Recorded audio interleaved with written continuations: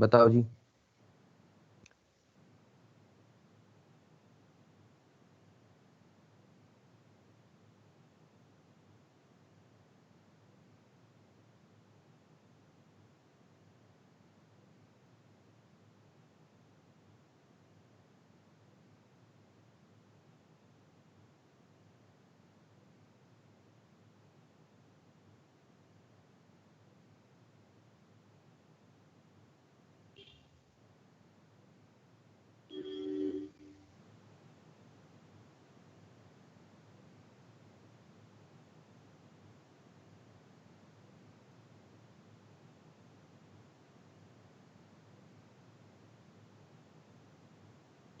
What will be fx?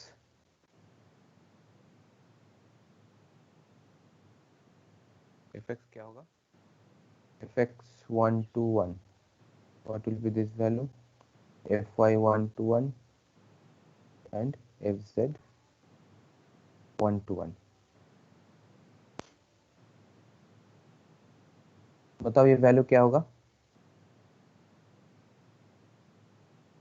2 होगा। 2 fy, what will 16 be 16 fz, वो भी 2 होगा। ये 2, राइट। तो 2 माइनस क्या होगा? x minus 1 plus 16 into y minus y not plus 2 into z minus 1 equal to 0. So this will be the equation of the tangent plane, okay, according to formula 3. ठीक है, see 2 into x minus 1 plus 16 into y minus 2 plus 2 into, next is parametric equation of the line that is normal to the ellipsoid at point 1 to 1. So same simple this, and at last acute angle, तो dot product का हम formula use करके करेंगे, ठीक है। find the acute angle that the tangent plane at the point 1 to 1 makes with the xy plane. तो xy plane जो था, okay, to find the acute angle theta between, एक minute, just a minute, who is this? Hello, yes, speaking.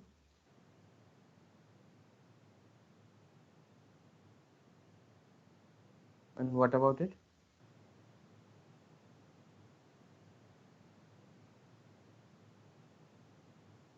Hmm,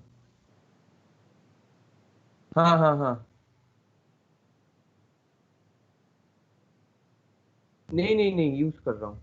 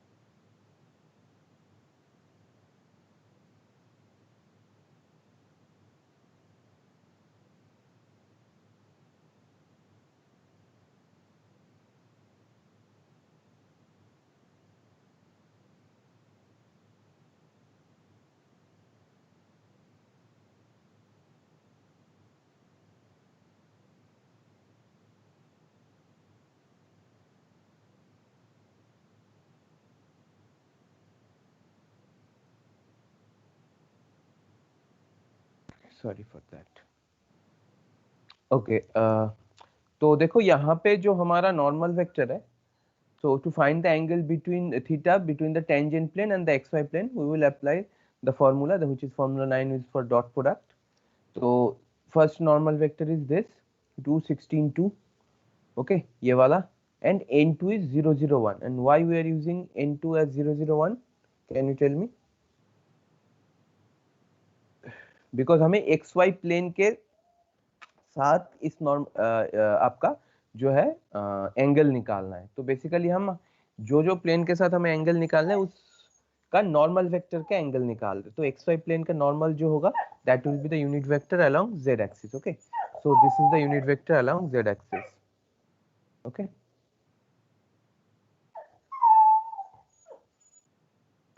so tangent planes to surface of the form z equal to fxy. This is just a second.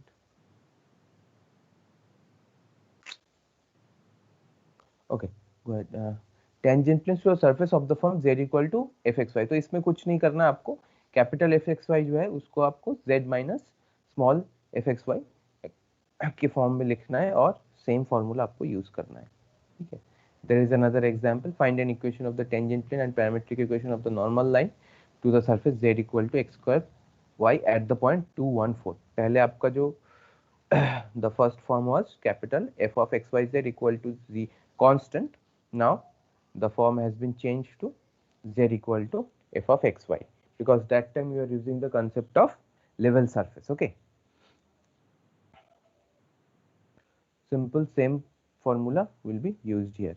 Now this theorem, if f of x y is differentiable at the point x naught y naught, then tangent plane to the surface z equal to f of x y at the point p naught is the plane z equal to f of x naught y naught plus fx into x minus x naught fy into y minus y naught. तो पहले हमारा जो formula था that was like fx into x minus x naught plus fy into y minus y naught plus fz equal to z minus z naught, right, equal to 0. That was the formula for tangent plane. और ये सारे आपके fx fy fz that will be found out in this point x naught y naught z naught.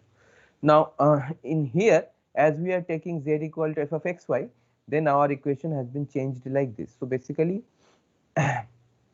x part and y part will remain same, only changes come in here, the z part. So simple proof is here. So now our capital fxy is z minus f of xy. Now if xy equal to 0 on the surface, right, if you just partially differentiate it, so you apply the previous formula, which is this to this, then this will become, see, so in this case fz equal to 1. okay, तो यहाँ पे हमारा जो fz की जगह पे that will become 1 and f of x naught y naught is z naught. okay, so z will come to the left side and this formula will come. okay, so now they are saying that हमने linearization थोड़ा बहुत किया था. What was linearization? That if this is a curve and this is a tangent, then if you take a small neighborhood, जिस point पे हमारा tangent है, at that point हमारा tangent let's say x naught y naught point पे है, तो if you take small neighborhood along the curve, then the equation of the curve and the tangent will almost be same. okay, that was the linearization part. So in this case the linearization will be in terms of plane. okay, here our curve is a surface and just a second.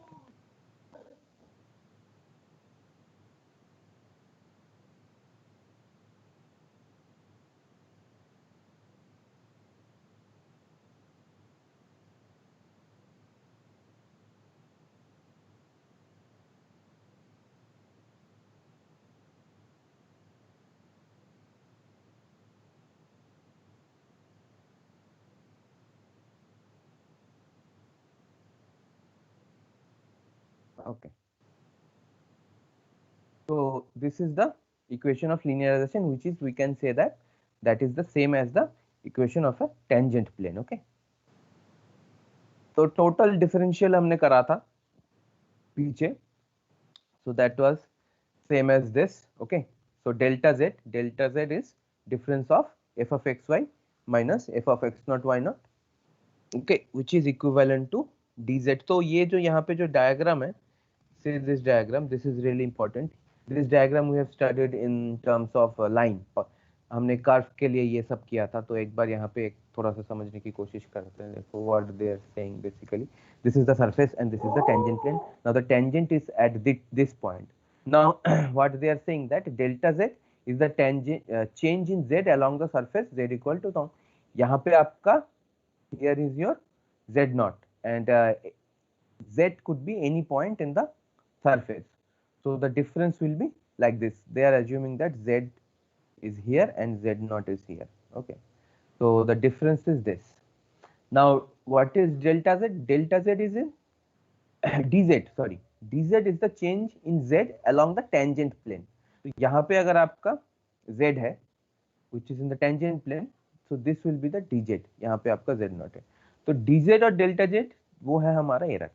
Okay, the difference between dz and delta z, that is the error. The small vertical displacement at xy between the surface and the plane represents the error in the local linearization approximation of f at x naught y naught. Okay, so this part is the error. Okay, now here is a simple formula. So using the gradient to find the tangent line. Now this line is very important, the heading. What they are saying? Find the tangent lines to intersections of surfaces. Okay, now yellow and the blue, they are surfaces and they intersect in this curve, and in this curve if they mention a point x naught y naught z naught, this t direction, that will be the tangent, that is the tangent vector, and the line along this tangent vector, that will be the tangent line. So how you are going to find out? So try to read the explanation part, that they are assuming that this is your no, this is your f. Okay, this is your g and this is your f. Two surfaces will now if x naught y naught and z naught is a point on the curve, okay, here is the point, then delta f and delta g will be normal to the surface. Okay, delta f and delta g क्या था हमारा, हमने ये देखा था कि gradient vector जो होता है, that will be what, that will be normal to the level curves, that will be normal to the level curves, right? So from there we are taking this conclusion that the gradient vector will be normal to this surfaces. Okay, delta g is normal to this and delta f is normal to the yellow one. Thus, if the curve of the intersection can be smoothly parametrized, curve of the intersection can be smoothly parametrized. Now, okay, online I have written somewhere, it's regarding the concept. Now, एक चीज और.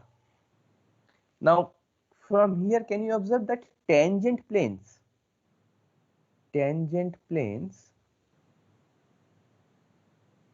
are tangent to the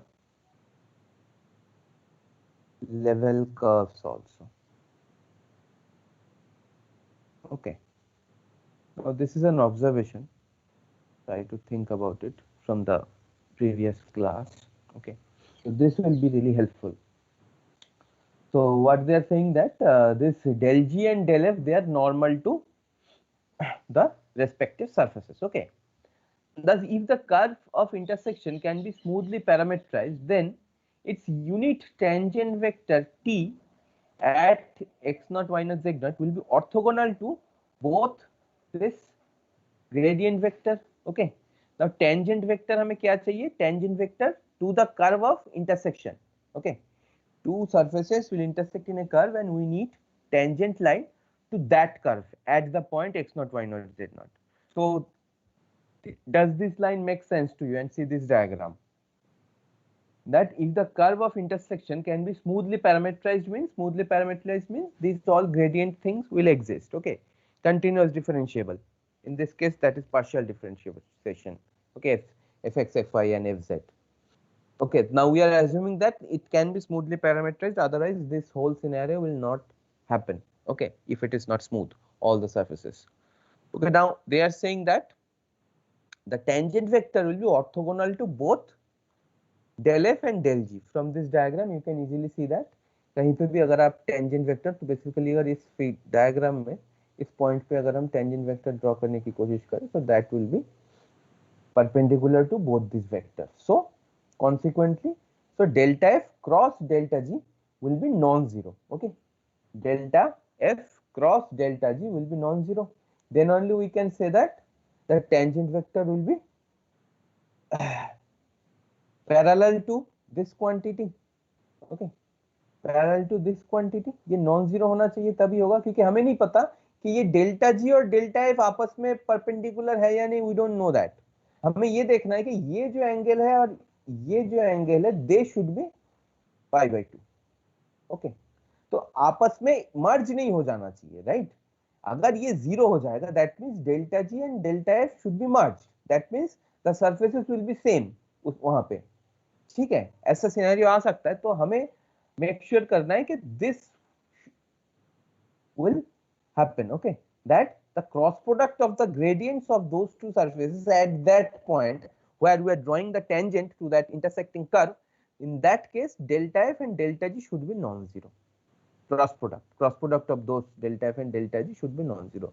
Then we can say that this cross product will be parallel to t and hence will be tangent to the curve of the intersection. Okay, तो cross product जो होगा हमारा, cross product जो होगा, that will be parallel to T. तो वहां से हम एक टेंजेंट लाइन भी, by using this vector we can draw a tangent line also. Okay, tell me if there is any doubt regarding this concept. Okay, now see this problem. Find the parametric equation of the tangent line to the curve of intersection of the paraboloid z equal to x square y x square plus y square and the ellipsoid this at the point 1 1 2. Okay, so what you need to do, you need to find fz and gz. तो आपको implicit form में लाना होगा. उसके बाद calculate the gradient at the mentioned point and find out the dot product, cross product, and from there you can straight away say that this will be the equation of the tangent line. तो यहाँ से हमें तो this vector, ये vector क्या करेगा, this will give the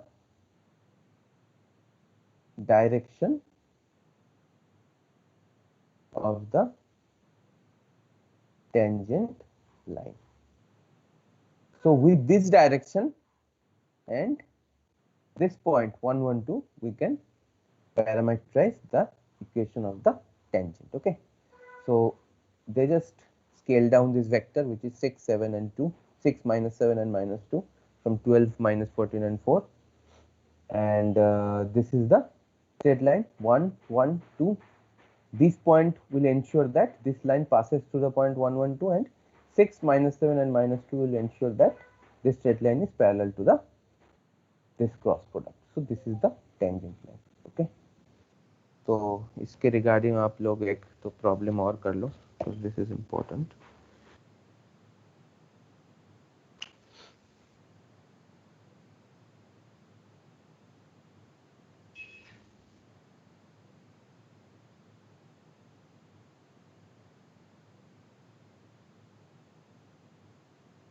Okay,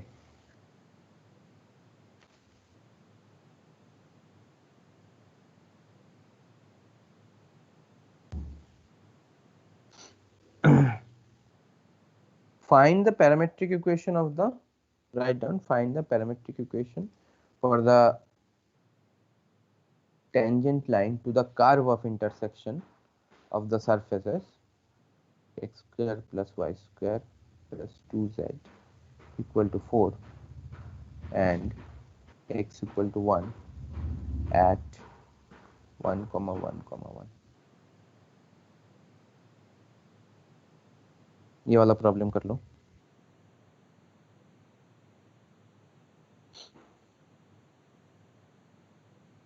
And this one also.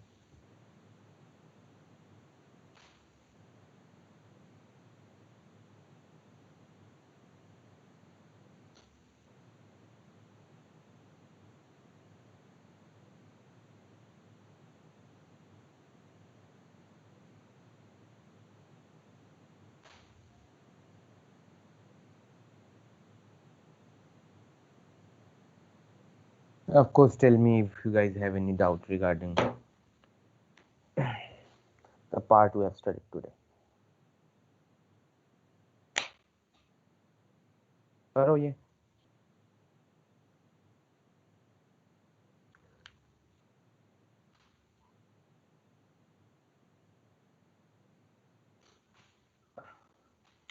What will be the equation of the tangent line for the first question?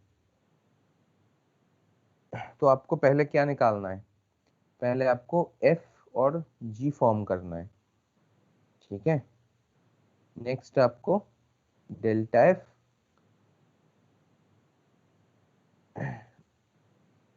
1 1 1 ये निकालना है एंड डेल्टा g 1 1 1 निकालना है.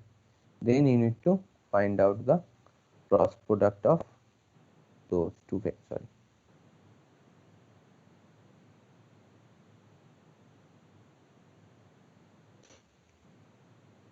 You need to find out this vector. वहां से आप tangent line.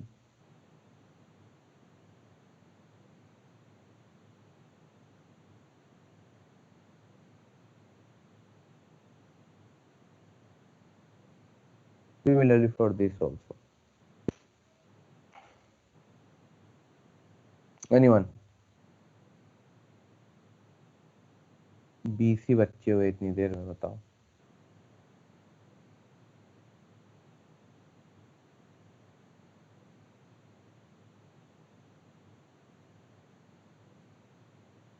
चलो चलो करो.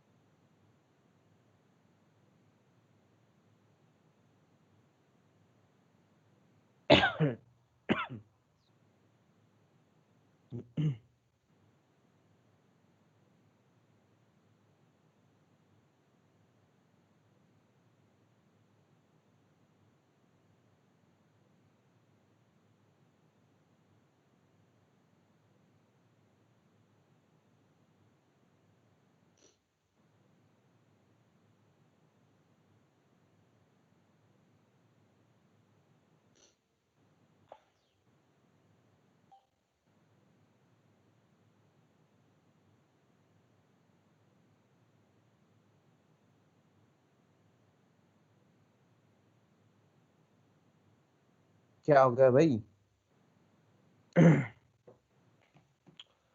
कुछ समझ नहीं आ रहा क्या? कोई रिस्पॉन्स भी नहीं है.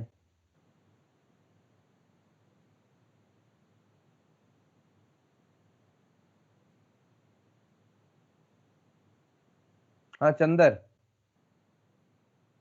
हो पा रहा है प्रॉब्लम?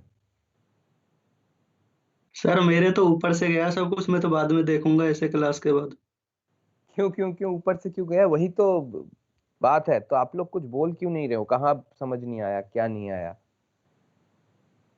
बताओ यार. ऊपर से जाने से थोड़ी बात बनेगी. क्या दिक्कत है बताओ, शुरू से बताओ, जहां से आज स्टार्ट किया हमने. यहां तक तो क्लियर था ना? ये जो डेफिनेशन है, जो मैंने लास्ट क्लास को पढ़ाया था मंडे को, ये जो नॉर्मल सॉरी टेंजेंट लाइन और नॉर्मल लाइन का इक्वेशन है, यहाँ तक क्लियर है सबको? या ये भी पढ़ाऊं मैं फिर यस। से? हाँ, तो आगे क्लियर नहीं हो रहा? इसके बाद जो मैंने कंसेप्ट बताया,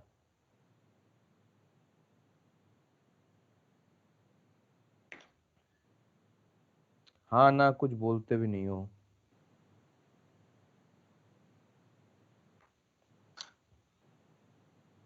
हाँ जी। हाँ चंदर बता, तेरे को कहाँ दिक्कत है? तेरा सर के ऊपर से कैसे चला गया ये? सर आज वाला नहीं आया मेरी समझ में। आगे वाला मतलब पीछे वाला है या जो मैंने आज पढ़ाया अभी? आज जो पढ़ाया आपने अभी। अभी नहीं नहीं समझ आया। ये एग्जाम्पल नो, वन समझ में आया? यहाँ पे जो कराया है, ये ये आ कंसीडर द गया सर। ये आ ये आ गया ना? गया। ठीक है। हम्म। अब tangent planes to the surface of the form, तो यहाँ पे z equal to f of x y हो रहा है। ठीक है, तो कैपिटल एफ एक्स वाई को हम ऐसे मान लेंगे। ठीक है, तो ये क्या होगा, हमारा हमेशा जीरो होगा। तो जीरो होने की वजह से जो हमारा ये फॉर्मेट था टेंजेंट लाइन का, वो चेंज हो गया फ्रॉम दिस थ्योरम। यहाँ पे this part is zero, f x y z. तो यहाँ पे अगर आप सेम फॉर्मूला पहले का यूज करोगे ये, तो यहाँ से आप अगर पुट करोगे तो दिस विल बिकम दिस। तो यहाँ पे ये जो z जो है ये एक साइड रहेगा, बाकी दूसरे साइड चला जाएगा। ठीक है, तो आपका ये फॉर्मेट आ जाएगा। ठीक है यहाँ तक, ये थ्योरम तक ठीक है? बता चंदर, तेरे से पूछ रहा हूँ। क्या किया सर, ये फिर दोबारा गया। अच्छा ये क्या? Oh God. चलो चलो, ये मैं यहीं पे करता हूँ। देख, हमें क्या है अभी, z equal to f of x y है। ठीक है, और हमारा tangent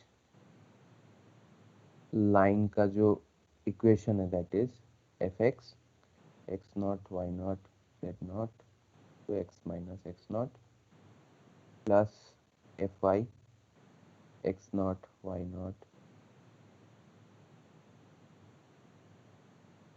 to y minus y not plus f z x not y not z not z minus equal to zero.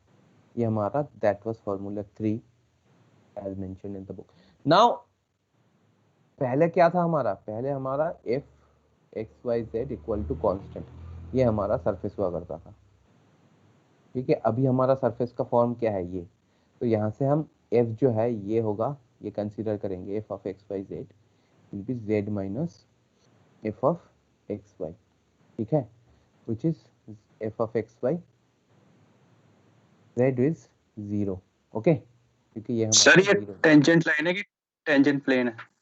Sorry tangent plane है। This is the tangent plane, my bad, this is the tangent plane. ठीक है।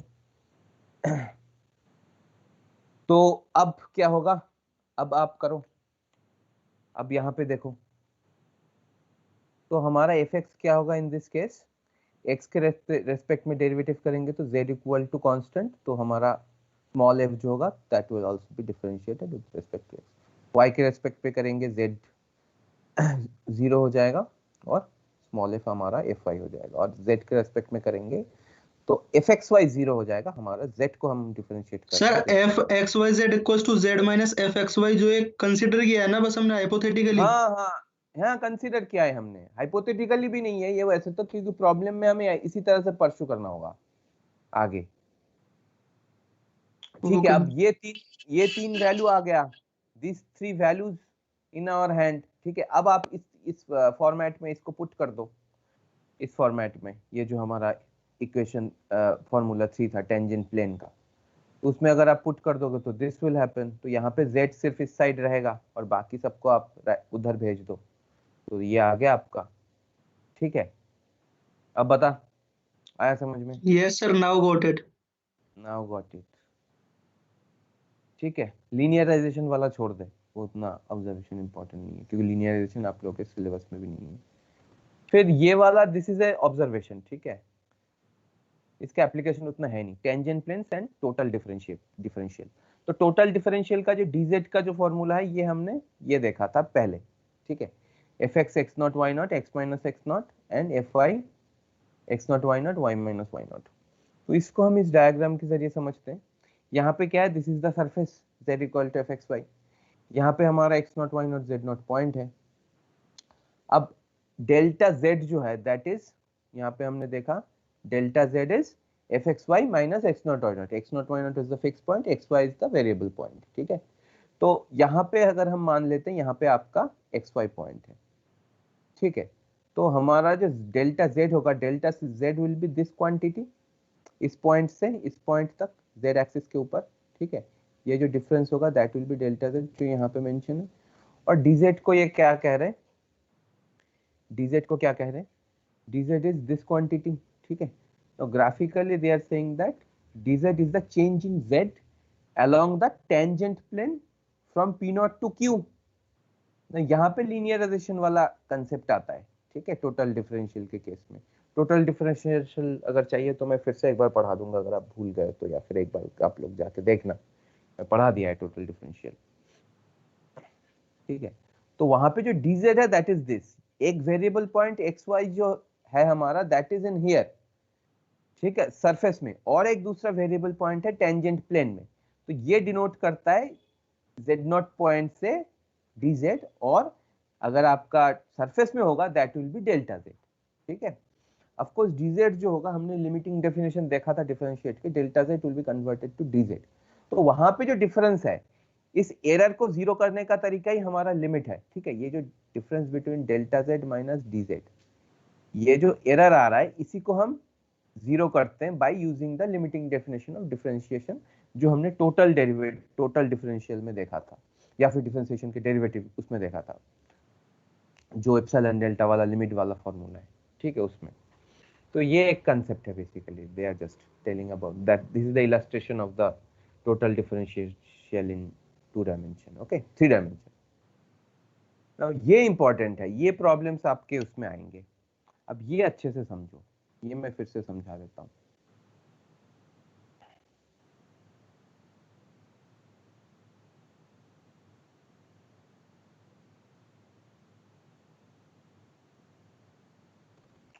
तो यहां पे हमें क्या निकालना है, find the tangent lines to intersection of surfaces. तो इंटरसेक्शन ऑफ सरफेसेस क्या होगा, एक कर्व होगा, तो उस कर्व के ऊपर एक कोई स्पेसिफिक पॉइंट पे हमें टेंजेंट लाइन का इक्वेशन निकालना है, ठीक है। तो उसके लिए हम क्या यूज करेंगे, ग्रेडियंट का यूज करेंगे। तो हमें क्या पता है, ग्रेडियंट्स आर परपेंडिकुलर और orthogonal to the level curves, ठीक है। तो लेवल कर्व्स को ऑर्थोगोनल है, तो हम उसी तरह से एक ऑब्जर्वेशन मैंने यहाँ पे लिखा है कि tangent planes are tangent to the level curves, ठीक है। टेंजेंट प्लेन जो है, क्योंकि आपने यहाँ पे देखा था एक स्फीयर था कहीं पे, हाँ, ठीक है, ये एक स्फीयर है, ठीक है। तो किसी भी पॉइंट पे, ये मान लो आपका y है, ये x है, x एक्सिस पे अगर आप इसको प्रोजेक्शन ले लेते हो, ठीक है, तो क्या होगा, लेवल कर्व आपको कंसेंट्रिक सर्कल देगा, और इस पॉइंट पे अगर आपको टेंजेंट चाहिए, तो ये एक इस तरह से एक सेम कंसेप्ट में यहाँ पे एक टेंजेंट प्लेन होगा।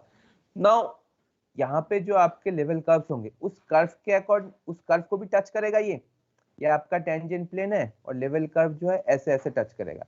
तो उसके लिए क्या करना पड़ेगा, ये टेंजेंट प्लेन को अंदर घुसना पड़ेगा, क्योंकि लेवल कर्व्स में हमने z एक्सिस को चेंज करते हैं ना, z एक्सिस को हम डिफरेंट कांस्टेंट लेते हैं।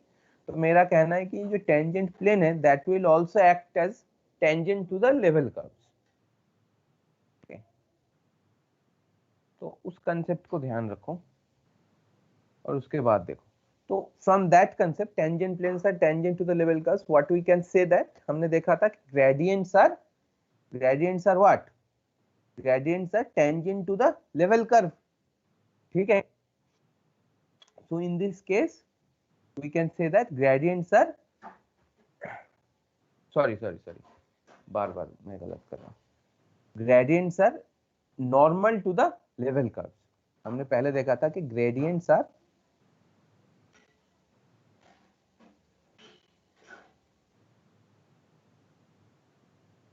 Normal to the level curves, ये ठीक है। तो from here we are concluding that gradients are normal to the surface also। और इससे क्या implication है, gradients are normal to the tangent plane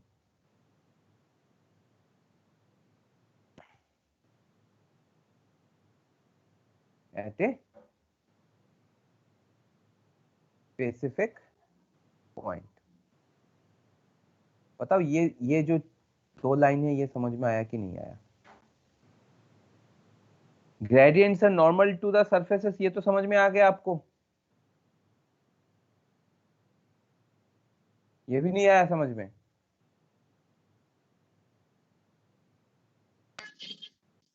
आ गया सर। Yes sir. है ना? तो ग्रेडियंट्स जो होता है लेवल कर्व्स के नॉर्मल होते हैं, तो सरफेस के भी नॉर्मल होगा, क्योंकि लेवल कर्व्स अगर आप डिफरेंट हाइट पे रखोगे तभी तो सरफेस बनेगा।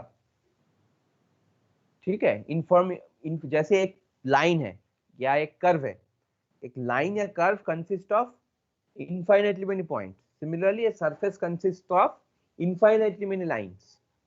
ठीक है, तो and those lines are nothing but level curves. If you plot all those lines in a single plane, then that will form level curves in a different height. ठीक है, from there we can say that these gradients are normal to the surfaces also. तो ये अगर आपका blue वाला अगर g है तो आपका delta G will be normal. Normal means इस पॉइंट पे कोई ना कोई ऐसे एक टेंजेंट प्लेन होगा तो उसका नॉर्मल है। सिमिलरली एफ क्या है, ये जो येलो है इस पॉइंट पे कोई ना कोई टेंजेंट प्लेन होगा उसका नॉर्मल होगा ये। ठीक है, अब हमें क्या देखना है, जो tangent to the intersecting curve होगा, intersecting curve of the surface that will be perpendicular to both this vectors delta G and delta F, right?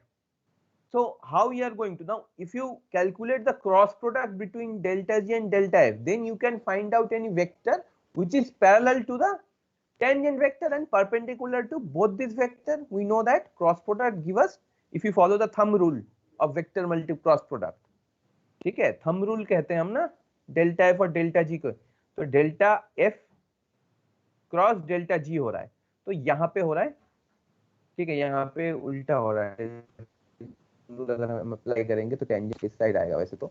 ठीक है, तो आप कंसीडर कर सकते हो कि बट स्टिल ऑपोजिट डायरेक्शन में भी हो रहा है, बट पैरेलल हो रहा है इसके लिए। ठीक है, तो बेसिकली थंब रूल आप कंसीडर कर सकते हो। तो उसमें हम क्या देख पाएंगे कि क्रॉस प्रोडक्ट जो होगा that vector will be perpendicular to both this vectors and that will be the quantity, that will be the vector which is by which we can find out the equation of the tangent line. ठीक है, अब बताओ यहां तक किसको समझ में आया या नहीं आया? यस सर, अब क्लियर हो गया। है ना? Yes sir. आया करो ना, मुझे रिपीट करने की जरूरत ही नहीं पड़ती, आप अगर बीच में टोक देते तो सेम कंसेप्ट का आप यहाँ पे यूज कर सकते हो। ठीक है, पैराबोलॉइड एंड इलिप्सॉइड जो है एट पॉइंट 112 पे, ठीक है, तो सेम कंसेप्ट हम क्या करेंगे, ये हमारा पॉइंट है, तो डेल्टा एफ और डेल्टा जी निकालेंगे at these points and we will find out the cross product. तो ये वेक्टर जो है this will give the direction of the tangent line and tangent line should pass through the point 112। तो हमें एक point मिल गया, direction मिल गया, हमें लाइन का इक्वेशन मिल जाएगा। ठीक है, तो ये प्रॉब्लम कर सकते हो। अब आ गया,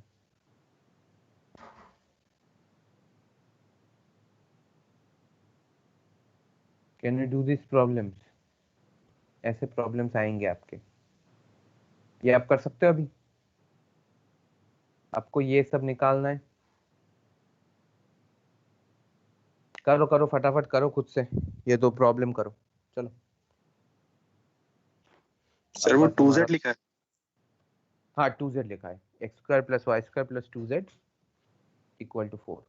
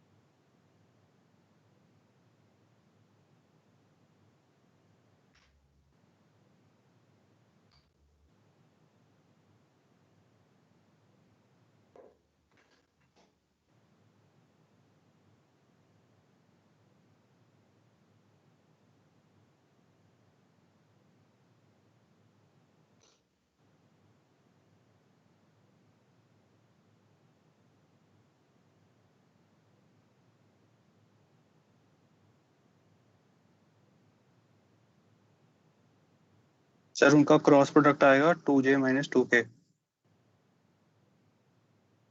अरे भाई क्रॉस प्रोडक्ट तो एक वेक्टर होगा ना, कांस्टेंट वेक्टर। हाँ सर 2j माइनस 2k।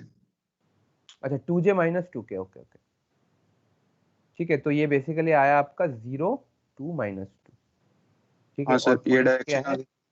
ये डायरेक्शन आ गया, ये पॉइंट आ गया, तो हमारा क्या हो जाएगा 1, x equal to 1, y y equal equal to 1। Two आएगा 1 plus 2t, plus 2t, z equal to 1 minus 1 2। minus this will be the equation of the tangent, ठीक है। सिमिलरली ये भी कर लोगे आप लोग, है ना। यहाँ पे बस 11 को आपको इस साइड लाना है और यहाँ पे 4 को इस साइड लाना है, x माइनस 1 को। तो आपको पहले f और g जो है ये फॉर्मुलेट करना पड़ेगा फ्रॉम द गिवन, ठीक है।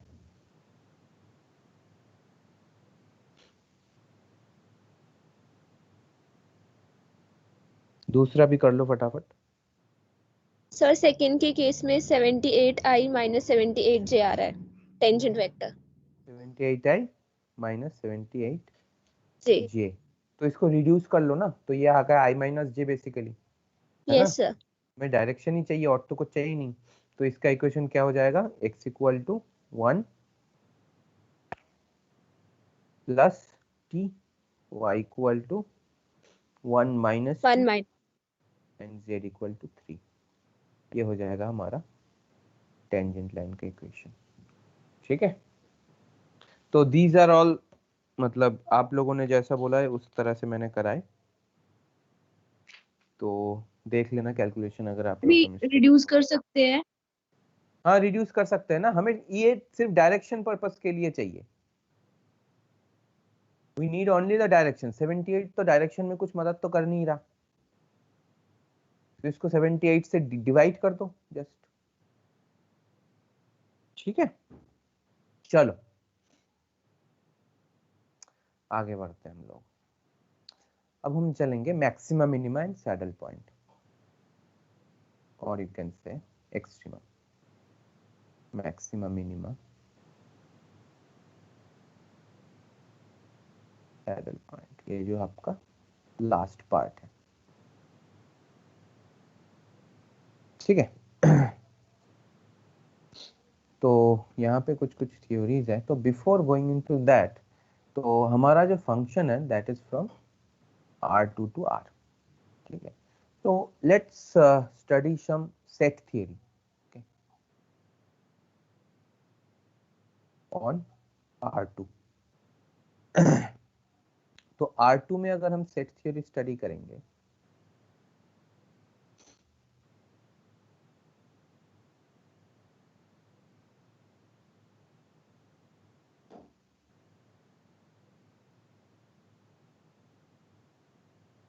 ठीक है।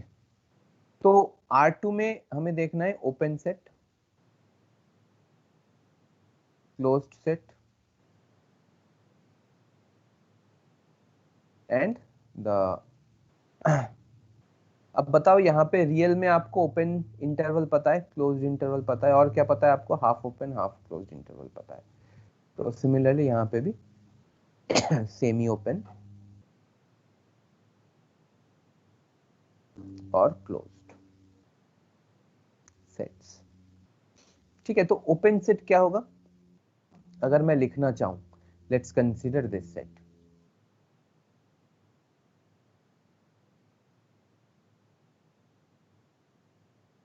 और या फिर आप ये वाला सेट कंसीडर करो,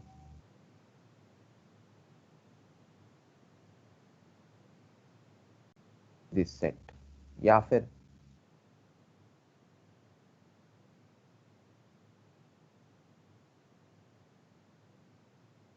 what will be this set? These are all disk, these are all disks, right? Or to be specific, closed disk, ठीक है। For this, तो x square plus y square lesser equal to 2 means एक आपका centre पे एक circle होगा, ठीक है, जिसका आपका रेडियस होगा 2, and this set is talking about all the points inside the circle as well as the boundary. If you just remove the inequality side, ठीक है, तो क्या होगा हमारा बाउंड्री पॉइंट्स जो है वो एक्सक्लूड हो जाएगा. Will consider only the points inside. Okay, similarly ये this is same circle with radius 5 and centred at 1,3. तो एक सेट आपका इस तरह का हो सकता है. दूसरा क्या हो सकता है, दूसरा वैल्यूज हो सकता है. लेट्स से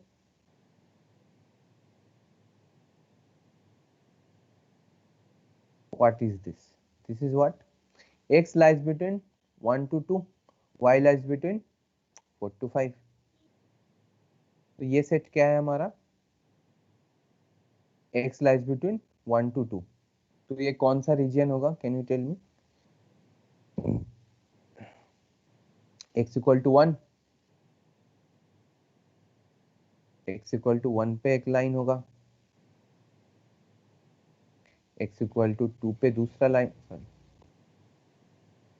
x इक्वल टू 2 पे आपका exactly that will be a rectangle. ठीक है, हाँ स्क्वायर कह सकते हैं. y equal to 4 to 5, 1 to 2 4 to 5 मान लो यहाँ पे होगा, तो आपका ये 5 और ये आपका जो हो गया this is a rectangle basically. तो they are talking about this portion. ठीक है, similarly equality is there, so that means it is a closed because it will consider all the interior point as well as the boundary points. Now यहाँ पे अगर आप किसी का equality या सबका इक्वालिटी हटा देते हो तो it will become an open set. It will become an नहीं आ रहा.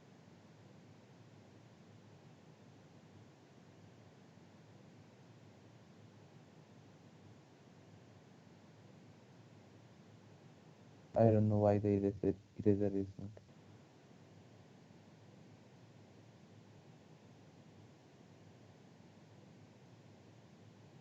So this will become an open set. ठीक है,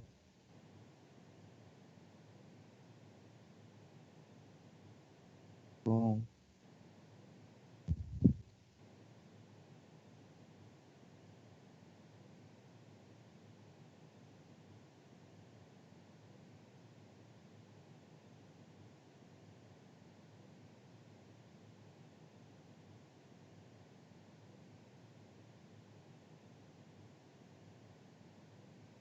ये क्या हो गया?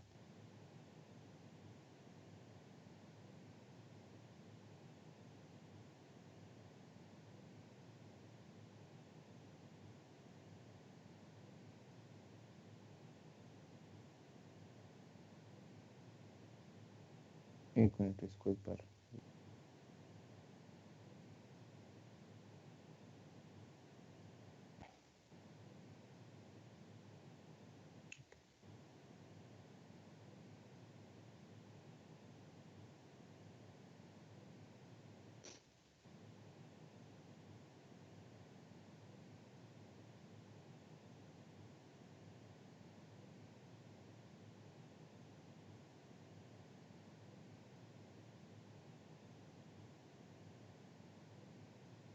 ठीक है, चलो ओपन सेट क्लोज सेट तो हो गया. अब हम देखते हैं local extrema and absolute extrema. ठीक है, थोड़ा सा हम बुक फॉलो करते हैं.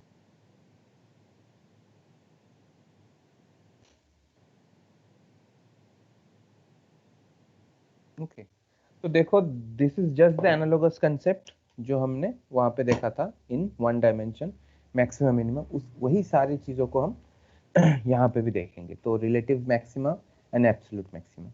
तो ये क्या है? Same definition, f of x not y naught is greater or equal to f x y for all x y. अगर वो ये होता है so then we call it. And if there is a set disc centred at x not y naught. Okay, तो ये disc अगर आपका domain का सबसेट होगा तो हम इसको रिलेटिव कहेंगे. अगर टोटल डोमेन में होगा in the domain of f then we call it absolute, ठीक है। सिमिलरली मिनिमा के लिए लेसर इक्वल टू होगा, ठीक है।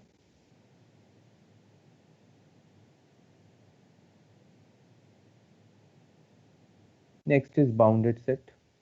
सो हाँ, इसमें एक चीज मैंने बताना भूल गया आपको, मैंने डिस्क और रेक्टेंगल दिखाया, but in general a bounded set could be anything, okay. कोई भी आपका अननोन शेप में, जस्ट हमें जरूरत है from the literal meaning that it should be bounded. तो इस कर्व का कोई इक्वेशन दूसरा हो सकता है, ठीक है। तो बाउंडेड सेट इन 3 डायमेंशनल स्पेस में क्या होगा, एक 3 डायमेंशनल सरफेस होगा, क्लोज्ड सरफेस, ठीक है।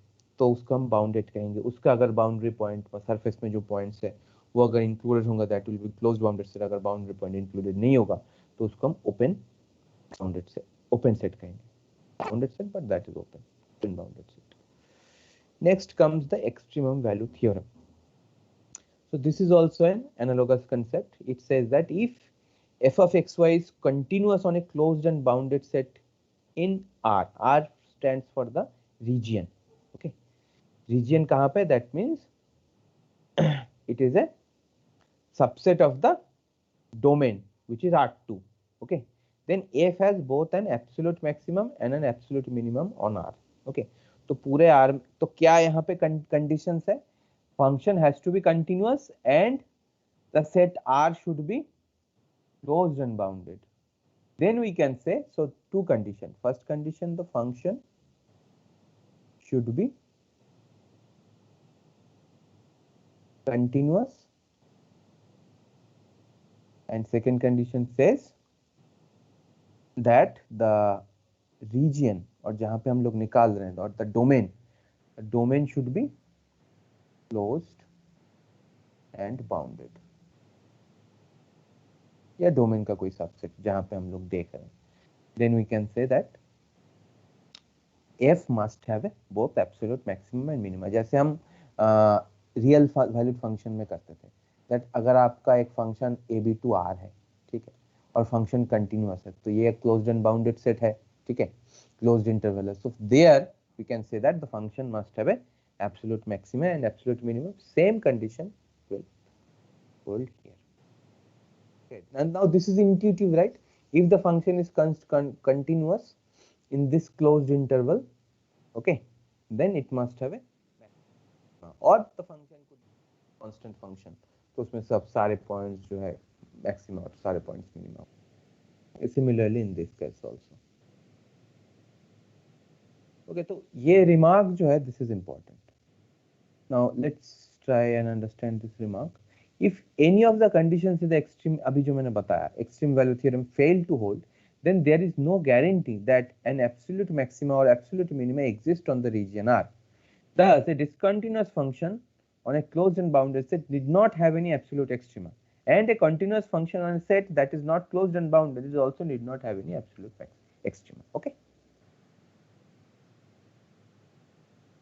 Next is finding the relative extremum. तो कैसे निकालेंगे, हम पहले क्या देखते थे, f प्राइम x को 0 के साथ इक्वेट करके solve for x and we just check on those points. तो दो टेस्ट थे हमारे, एक टेस्ट थे हमारा नॉर्मल, कोई भी फंक्शनल वैल्यू लेके उन पॉइंट्स के आसपास जो क्रिटिकल पॉइंट्स आते थे हमारा, इसको सॉल्व करके और फिर हम वैल्यू पुट करके उसके आसपास देखते थे ग्रेटर देन 0 या लेस देन 0 हो रहा है कि नहीं। तो सिमिलरली यहाँ पे हम क्या करेंगे, here will find out partial derivative. So this is the meaning of partial derivatives. कहीं पे अगर जैसे ये एक आपका इलिप्सॉइड है, ठीक है, या फिर पैराबोलॉइड जो है ऐसे डोम शेप का, तो यहाँ पे दिस इज व्हाट, यहाँ पे जो टेंजेंट है ये क्या होगा हमारा, कैन यू टेल मी, ये जो दो टेंजेंट है कौन सा fx है कौन सा fy है, ये जो है हमारा दिस इज fx एंड ये जो है हमारा दिस इज fy, ठीक है। तो ये जो दो वैल्यू है there should be equal to 0 and solve for xy and you will get this points, okay. So at that point the function will give you, now these points are called critical points. So let's, a point x naught y naught in the domain of the function f of xy is called a critical point of the function if fx x naught y naught is 0 and fy x naught y naught is 0, or if one or both partial derivatives do not exist. Okay, do not exist. तो ये जो है हमारा पहले से है, हमने देखा था। Recall that the critical points of a function, ये one single valued function के लिए, recall that the critical points of a function f of one variable are those values of x in the domain of f at which f prime is equal to 0 और f is not differentiable। मान लो कहीं पे कुछ sharp corner वगैरह है, जैसे हमारा mod x है, ठीक है, यहाँ पे तो डिफरेंशिएशन एग्जिस्ट नहीं करेगा, ठीक है, बट इसके लेफ्ट साइड और राइट साइड में हमारा इंक्रीजिंग और डिक्रीजिंग फंक्शन आ रहा है, और इस पॉइंट पे हमारा वैल्यू जो होगा दैट विल बी 0। तो same concept will be used here. Okay, तो सिमिलरली ये वाला कंडीशन देखो, अगर explain why du that is the directional derivative f of x naught y naught equal to 0 for all u in x naught y naught is a critical point of f and f is differentiable at x naught y naught। तो what does it mean? तो यहाँ पे तो हम लोग क्या कर रहे हैं, fx और fy निकाल रहे हैं। तो du के केस में ऐसे होगा, किसी भी डायरेक्शन में हम डेरिवेटिव निकालेंगे तो सारे जीरो होने चाहिए बेसिकली, या इस पॉइंट पे अगर हम एक टेंजेंट प्लेन ड्रॉ करें तो उस पॉइंट पे जितने भी टेंजेंट्स होंगे वो सब हमारा parallel to x y plane होगा। तो that's why this derivative will be zero, the directional derivative. Okay, अब आता यहाँ तक किसी को कोई डाउट?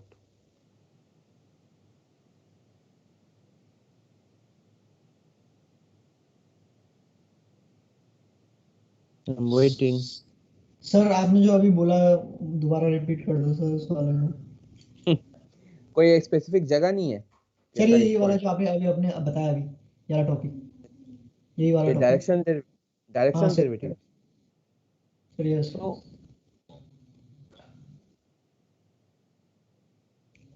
हमेशा जो हमने सिंगल वैल्यूड में सीखा था, सिंगल वैल्यूड में आपने क्या सीखा था, उसी का यहाँ पे आपका यूज है। ये आपका एक्स वाई प्लेन है, तो यहाँ पे अगर आपका इस तरह से कोई पैराबोला होगा तो ये आपका मैक्सिमम वैल्यू होगा। तो similarly it will be here also. ये आपका एक 3 डायमेंशनल डोम शेप्ड ऑब्जेक्ट है, तो यहाँ पे आपको मैक्सिमम होने के लिए क्या जरूरत होता था, जो स्लोप होता that should be 0 at this point. ये आपका अगर x नॉट y नॉट है तो f prime x not should be 0 because this is parallel to x axis. Similarly यहाँ पे हमारा दो partial derivative fx and fy which is parallel to xy plane, ठीक है। x एक्सिस यहाँ पे हो गया xy प्लेन, y एक्सिस हो गया z एक्सिस। सिमिलरली ये तो हमारा fx और fy, this is what, this is fx and this is fy, ठीक है, मैंने बताया था आपको। तो पैरेलल टू x एक्सिस के पैरेलल में जो प्लेन बनेगा, intersection of that plane and the surface will give you a curve, and that उस पॉइंट पे जो टेंजेंट आएगा दैट इज fx और सिमिलरली fy। तो ये दो जो टेंजेंट है ये यहाँ पे क्रॉस सेक्ट कर रहा है। तो सिमिलरली ये दो अगर कर रहा है which are perpendicular to each other fx and fy, तो वहां पे कोई भी अगर आप टेंजेंट ड्रॉ करोगे, ठीक है, that will all lie in the same tangent plane. This is the tangent plane, और ये सारे टेंजेंट्स क्या है basically, tangents are defined by their slope, they are this directional derivative, okay, du, ठीक है। Next come to saddle point. Saddle point is something like that. Saddle point एक critical point तो है, बट इट्स नॉट नेसेसरी कि that point will be a maxima और minima. ये आपका inflection point का 3 डायमेंशनल जो स्टेट है that is called the saddle point. So the function f has neither relative maxima nor relative minima at 0 0 for obvious reason, because ये जो हमारा graph है this is z equal to x y square minus x square, this is hyperboloid. तो ये जो x y plane है यहाँ पे देखो, if you draw line planes, आप अगर यहाँ पे प्लेन ड्रॉ करते हो, एक प्लेन ऐसे दूसरा प्लेन ऐसे, तो वो प्लेन जो इंटरसेक्ट करेगा एक कर्व ये देगा दूसरा कर्व ये देगा। तो यहाँ पे भी हमारा जो है ये कंडीशन सेटिस्फाई हो जाएगा, ठीक है, 0 0 दे देगा, 0 0 पॉइंट पे fx and fy will be 0, but you can see from the diagram that at this point that is a point of inflection, the curvature will change, okay, concavity change हो रहा है 3 dimension, so this point will be called saddle point. Saddle point is a critical point but it will not a point of extrema, so that point is called the saddle point. The definition of saddle point is a critical point that is neither a local maxima nor a local minima is called a saddle point. Okay, saddle point is a critical point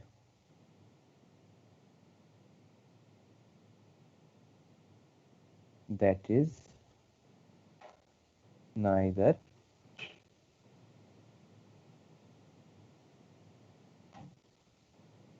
a local maxima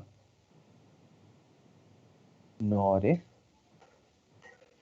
local minima. Okay, this is called saddle point.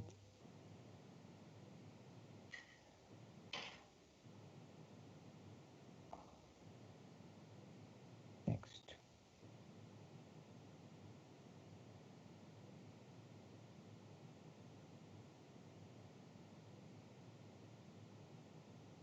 तो यहाँ पे आप लोग देख सकते हो, these are the diagrams. So here these are all maxima minima. ठीक है, this is a cone. Okay, this is a cone. Three functions in figure 13. In this figure have critical points at 0, 0. For the paraboloids, the partial derivatives at the origin are 0. Okay. Now for the cone, neither the partial derivative exists at the origin because the traces in this xy plane and yz plane have corners there. तो ये आपका sharp corner है, तो यहाँ पे आपका partial derivative exist ही नहीं करेगा. ठीक है, तो हमारा जो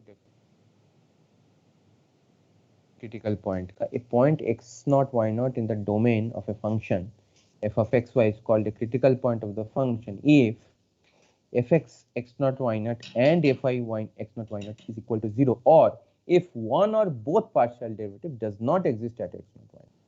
So this is the third case जहाँ पे हमारा partial derivative जो है exist नहीं करेगा, but that will give us a local minima.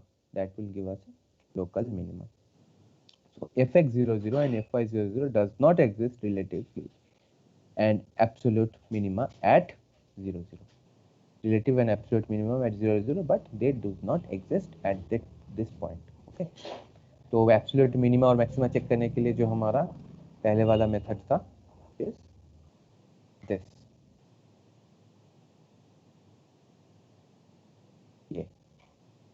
ये दो चीज से हम वहां पे चेक करके देख सकते हैं. ठीक है, what ever be the equation of the cone. ठीक है, नाउ दिस इज द, जैसे हमारा सेकेंड ऑर्डर था मैक्सिमम मिनिमम के लिए, सिमिलरली हमारा जो फंक्शन ऑफ सेवरल वेरिएबल में भी, sorry, function of several variable में from R2 to R, this is the second order partial derivative test.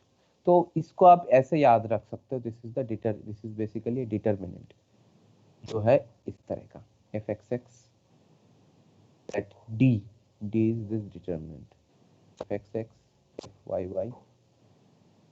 and fxy.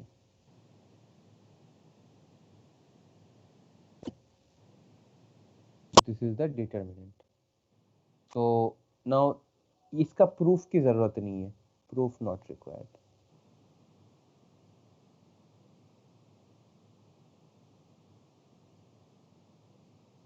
ठीक है, तो now if d greater than 0 and f xxx, that is the double derivative x naught y naught is greater than 0, then f has a relative minimum at x naught y naught. Same आपने वहां पे f double prime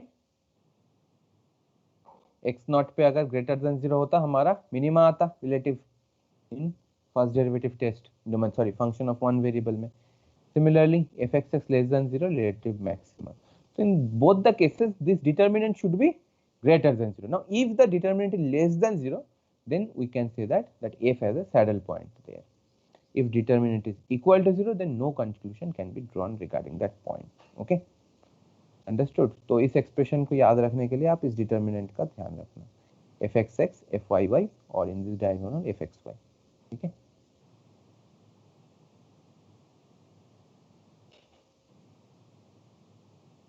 Okay.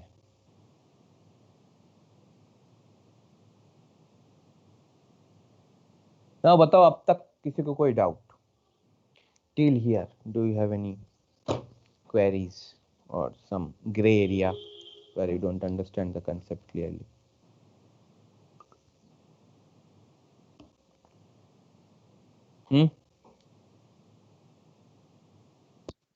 No sir. ठीक है ना? Saddle point clear हो गया? Yes sir. Point of inflection that is equivalent to saddle point in 2 dimension. ठीक है? 3 डायमेंशन में तो locate all relative extrema and saddle points. Same thing हमें क्या करना है, fx और fy निकालना है, दोनों को सॉल्व करना है, हमें पॉइंट्स निकल गए, ठीक है। उसके बाद वेरीफाई करना है whether they are giving you 0 or not. देखो यहाँ पे वेरीफाई लिखा है, solving for x and y yields x equal to 2 and y equal to 6. तो आपको ये 2 equation for 2 unknowns you have to solve and then you will get this point, that is the only critical point, and apply this thing for extrema and saddle point. Similarly these problems are there. Okay, now see the technique of solution here. यहाँ पे एक solving technique देखो, क्योंकि fx और fy they are all cubic equation. Okay, तो यहाँ पे देखो how they are solving it. इसको 0 एज्यूम करके देयर यहाँ पे y equal to x cube, तो y की वैल्यू इसमें पुट कर दे रहे हैं, तो x equal to x to the power 9. तो यहाँ पे कितने वैल्यूज आएंगे? 9 वैल्यूज आएंगे. बट हमें मल्टीप्लिसिटी से कुछ नहीं चाहिए, जो आपका डिग्री होगा that will be the multiplicity. एक जो x इक्वल टू 1 होगा उसका मल्टीप्लिसिटी होगा आपका, यहाँ पे इवन है तो प्लस माइनस 1 है, तो 4 मल्टीप्लिसिटी होगा 1 एंड -1 का, 0 का मल्टीप्लिसिटी होगा 1. But we only need these points. तो 3 पॉइंट यहाँ से आ गए, 3 नंबर, तो इसके कॉरेस्पॉन्डिंग इसको आप कर्व में पुट करोगे तो आपकी y वैल्यूज आ जाएंगी. तो आपके पास 3 पॉइंट्स आ गए. तो उस पॉइंट पे आपको according to the second derivative test you need to check. ठीक है, इस तरह से देखो 3 पॉइंट्स आ गए आपके. ठीक है, कॉरेस्पॉन्डिंग पॉइंट्स जो है इस पॉइंट्स पे हमने सारे वैल्यूज निकाले और उसके बाद उसको हमने चेक किया according to the second derivative test and say whether that will give you maxima and minima. So at point 11 and -11 we have d greater than 0. तो d की वैल्यू है 128, तो इन दोनों पॉइंट में ग्रेटर देन 0 है, and fxy less than 0 तो relative maxima. ठीक है, ये जो है लेस देन 0 है तो relative extrema. At 0 0 d less than 0, तो 0 0 पे सैडल पॉइंट है. तो surface and a contour plot are shown. तो ये है आपका level curve. These are the level curves. So from here, do you have a idea that ये आपका surface है और ये इसका level curve है. Level curve से हमें एक surface का idea लग जाता है इस तरह से. ठीक है. Now the theorem: if a function f of two variables has an absolute extrema at an interior point of the domain, then this extremum occur at a critical point. अच्छा, इंटीरियर पॉइंट और exterior point का definition मैंने class में करवाया था. What do mean by interior point? What is the definition of an interior point?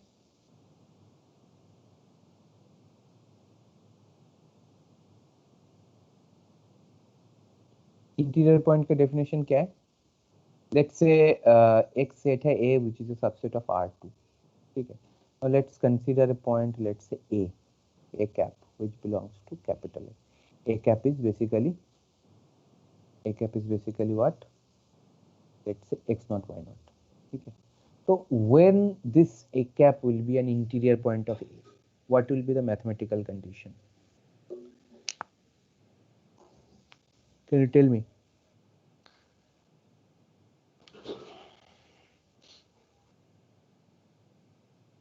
What will be the mathematical condition to be an interior point?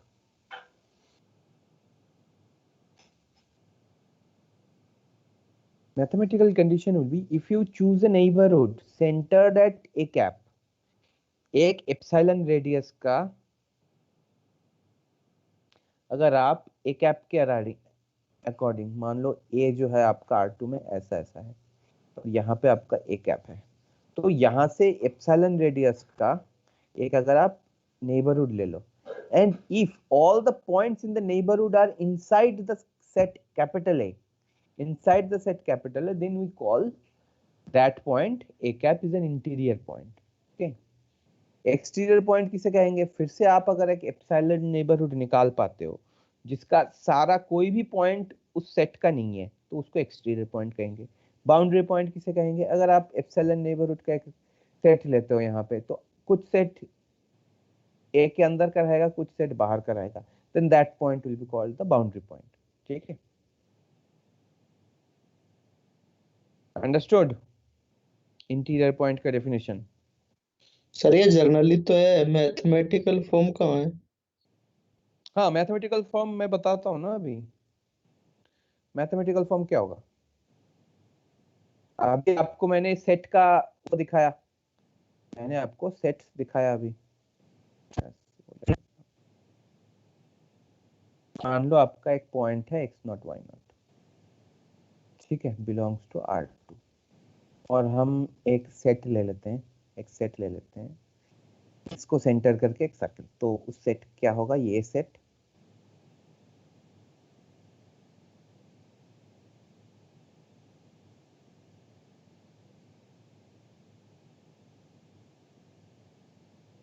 ठीक है, एक circle ले लेते हैं, ठीक है। तो दिस इज ए को आप इस तरह से लिख सकते हो, sorry, A is xy such that x minus x0 y minus y0, ठीक है। तो अगर x0 को अगर आप 0 0 ले लेते हो, ठीक है, तो आपका ये क्या हो जाएगा? √8 रेडियस का, दैट मीन्स √8 इज 2√2 रेडियस का कोई सर्कल हो जाएगा विच इज लाइक दिस, ठीक है। अब यहाँ पे कोई पॉइंट, तो ये आपका ए सेट डिफाइन हो गया, ठीक है। एक हमने सर्कल लिया, ये कोई भी डिफॉर्म शेप का भी हो सकता है अगर आप कर्व दे पाओ तो मैथमेटिकली, ठीक है। तो this is a set, this is a close set. Now we are talking about interior point. मान लो यहाँ पे कोई सेट है, लेट्स से रेडियस क्या है हमारा? 2√2 है, मान लो 1,2, ठीक है। तो 1,2 हमारा क्या है? ए कैप है। तो 1,2 से ये जो इसका बाउंड्री का जो डिस्टेंस होगा, that can be found out, right. तो उस डिस्टेंस को I2 कर दो, that will be your epsilon, and उस एप्सिलॉन रेडियस का और एक सर्कल ले लो, सेंटर दैट 1 2। तो वो जो सेट होगा, that will be a complete proper subset of A, and we can say that in that set, that means in the neighbourhood, each and every point are from capital A.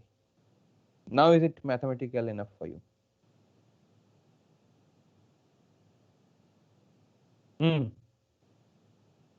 यार हाँ ना बोलने में इतना time क्यों लेता है, मुझे समझ नहीं आता। तेरे कहने पे मैंने इतनी बातें खर्च करी, सर हाँ ना तू सोच रहा है बैठ के क्या आपने बोलेगा। तो पूछा है ना, आपने बोला कि भी मैथमेटिकल इनफ है तो ठीक है, अब उसमें क्या रिप्लाई नहीं करूं नहीं, ये उसमें रिप्लाई करना है सर। हाँ, मैं चाह रहा हूँ कि तू लोग सेटिस्फाई हो रहा है कि नहीं हो रहा है।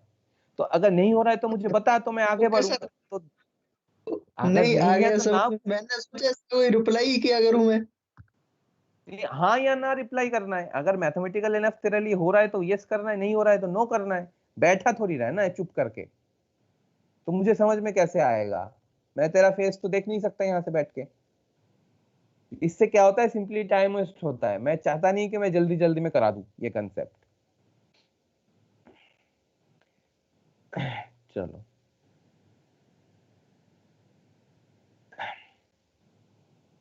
नाउ इफ ए फंक्शन, तो ये हो गया, then it's extremum occurs at a critical point, ठीक है। तो क्रिटिकल पॉइंट का डेफिनेशन जो है वो वी हैव सीन,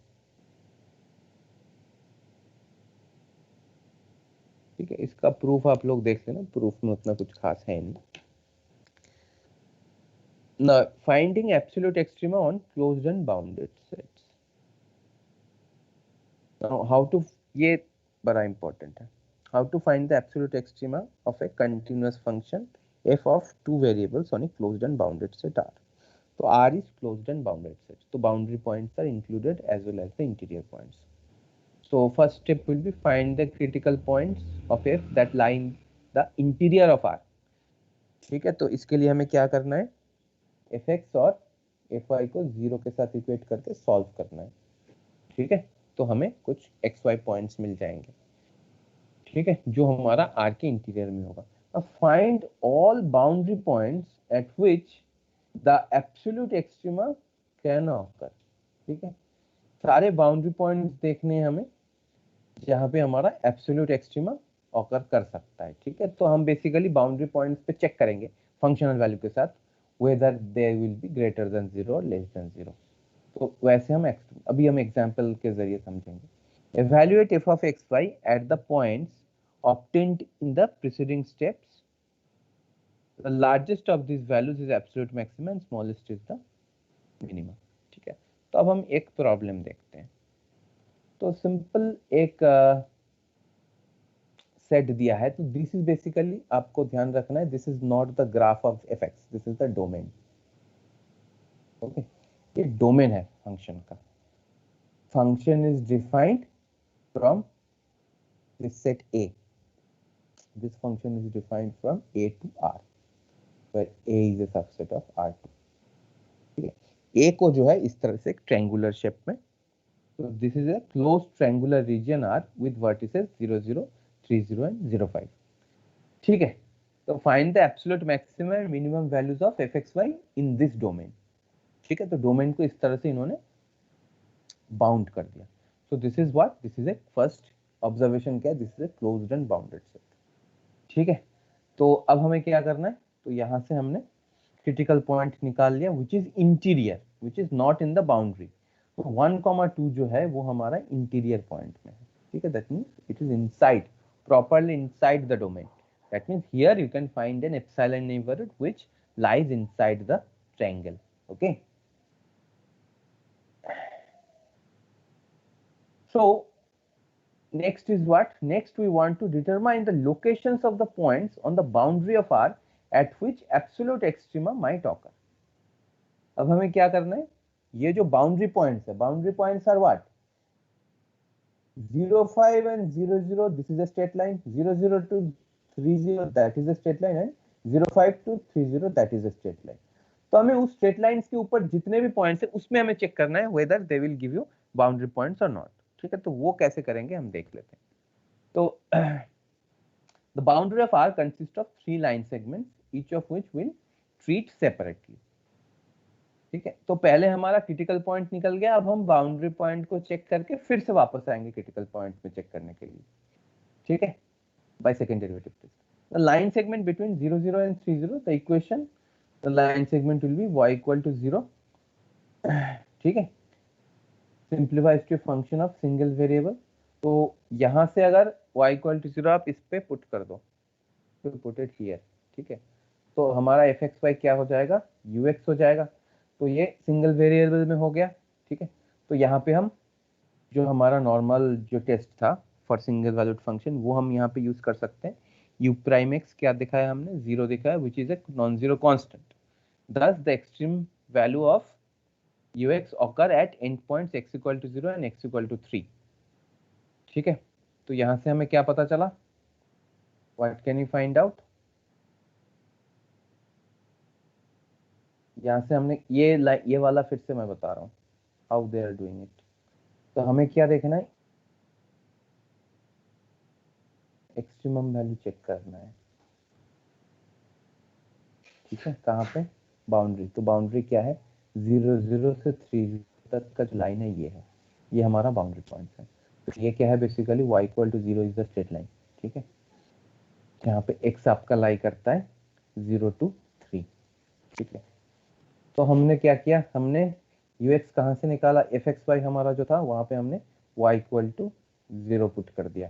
ठीक है, तो बेसिकली y इक्वल टू 0 पे जो फंक्शनल वैल्यूज होगा वो ये वाला स्ट्रेट लाइन देगा आपको. ठीक है, x lies from 0 to 3. fx जो है, fx हो गया कन्वर्ट हमारा f of xy, that has been converted to ux. So this function has no critical points because u prime x equal to -6. u prime x अगर आपका dependent on x होता तो उसको हम 0 करते और x के लिए सॉल्व करते, तब हमारा क्रिटिकल पॉइंट निकालता। ठीक है, तो this function has no critical points because u prime x is -6 is non zero for all x। ये कांस्टेंट है और ये डिपेंड x पे भी डिपेंड नहीं, तो हमारा यहाँ से क्रिटिकल पॉइंट का जो झमेला था वो खत्म हुआ। सो उसके बाद हम क्या कंक्लूड कर सकते हैं, thus the extreme value of ux occur at end points x equal to 0 and x equal to 3। ये कैसे हमने देखा, ये हमने जस्ट सिंपली वैल्यू पुट कर दिया। 0 पे जो है that will give you 7 and 3 पे देगा -18 प्लस 7 दैट इज -9। ओके, तो बेसिकली 3 पे ये हमारा मिनिमम वैल्यू देगा, 0 पे हमारा मैक्सिमम वैल्यू देगा। ठीक है, तो दीज आर द 2 पॉइंट्स। तो यहाँ पे हमने देख लिया कि फंक्शनल वैल्यू क्या होती है। ठीक है, next is 00 to 50। Yes sir हमेशा y ही फिक्स करना होगा, जैसे यहाँ पे y इक्वल टू 0 फिक्स। नहीं, हमेशा नहीं है, वही तो मैं बता रहा हूँ। Lines, what will be the equation of a line from 00 to 30? अच्छा, इस लाइन के इक्वेशन क्या है? This is basically x axis. X axis का इक्वेशन होता है y इक्वल टू 0 और ठीक y है। एक्सिस का इक्वेशन होता है x इक्वल टू 0, तो इसीलिए हमने इसको पुट किया। ठीक है। नेक्स्ट हमें देखना है 05 to 30। तो 05 to 30 में क्या होगा, सॉरी इसके बाद 00 to 05 देख रहा है ये, 00 to 05। तो यहाँ पे क्या है, x इक्वल टू 0। यहाँ पे हमने क्या किया, fxy में x इक्वल टू 0 पुट कर दिया, तो हमारा जो fxy है that has been converted to vy। vy जो कन्वर्ट हो गया -3y + 7। y starts from 0 to 5। y starts from 0 to 5। ठीक है, तो यहाँ पे भी सेम चीज करा हमने। v प्राइम y देखा, तो v प्राइम y भी हमारा कांस्टेंट है, तो वहां से हम कह सकते हैं कि function has no critical points on these line segment. ठीक है, तो वहां से हमने वेरीफाई कर लिया y इक्वल टू 0 और 5 में हमारा एक्सट्रीमम वैल्यू दे रहा है ये। ठीक है, next line segment comes 30 to 05। तो 2 पॉइंट है, तो आप इजीली इस स्ट्रेट लाइन को फॉर्म कर सकते हो।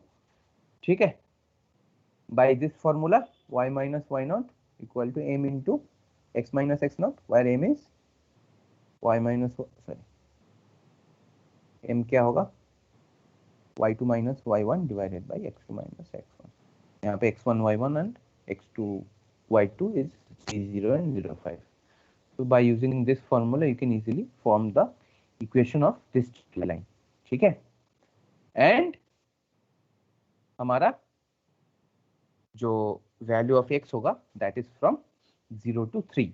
ओके, नाउ तो जो हमारा 3 था, 3 हमारा क्या था, 3 हमारा इक्वेशन ऑफ द सरफेस था। हमने कैसे सिंप्लीफाई किया, 3 हमारा क्या था, तो हमने y इक्वल टू जो x था 3 हमारा क्या है, f ऑफ xy है, तो y की जगह पे along this boundary 30 to 05, okay, 30 to 05 along this boundary our fxy can be converted into this f of x comma -5/3x + 5। बताओ इसमें किसी को कोई प्रॉब्लम है या नहीं? fxy जो हमारा ये था इक्वेशन क्या था, 3xy - 6x - 3y + 7, 3xy - 6x -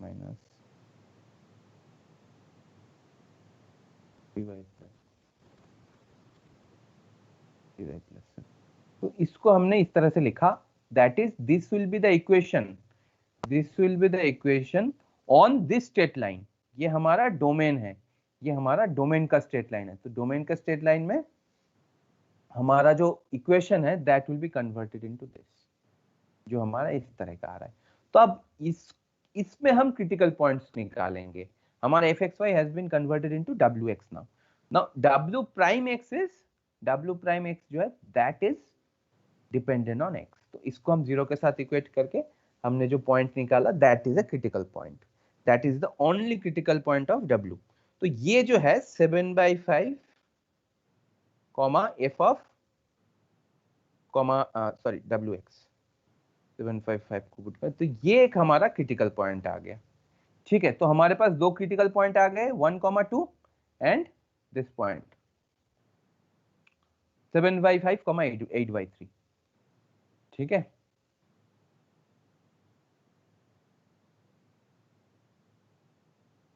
तो these are the two critical points we find out। ठीक है, नाउ अब हम क्या करेंगे, एक टेबल बनाएंगे। Finally list the values of fxy at the interior critical point and at the points on the boundary where an absolute extremum can occur. तो absolute extremum हमने क्या देखा था, 0 0 3 0 0 5, they are all boundary points, क्योंकि हमने in between check कर लिया था। और ये हमारा एक क्रिटिकल पॉइंट है, दिस क्रिटिकल पॉइंट, एक क्रिटिकल पॉइंट हमारा इस लाइन के ऊपर आ रहा है और एक क्रिटिकल पॉइंट हमारा अंदर आ रहा है। ठीक है, और हमने ये तीनों जो बाउंड्री पॉइंट है इसमें ले लिया, क्योंकि हमने ये जो फर्स्ट टू केसेस था, ठीक है, ये जो दो केस था, these two like segment, इस यहाँ पे हमने देखा 0,5 और x इक्वल टू 0,3 पे हमारा मैक्सिमम और मिनिमम वैल्यू ऑकर कर रहा है। तो हमने सबको एक टेबल में देख लिया, उस सब में हमने fxy को निकाला। ठीक है, तो एब्सोल्यूट मैक्सिमम वैल्यू जो आ रहा है हमारा,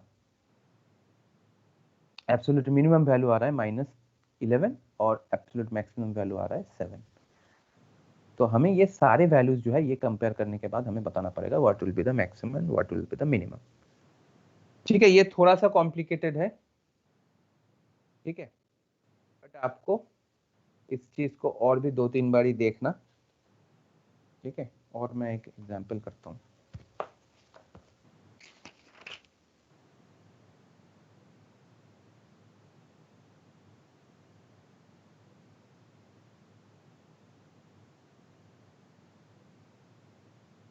अच्छा, एक यूज करते हैं इस चीज का, और क्या रहा हमारा। ओके, ये प्रॉब्लम मैं इस क्लास में नहीं कराऊंगा, नेक्स्ट हम मिलेंगे जब तब करेंगे ये वाला प्रॉब्लम। अब जितना पढ़ाया यही हमारा लास्ट प्रॉब्लम है, उतना सिंक इन होना।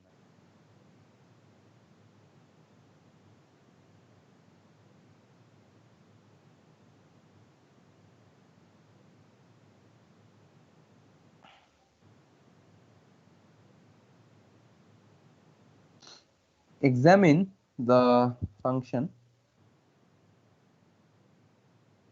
z equal to fxy equal to 6xy minus x cube minus y cube.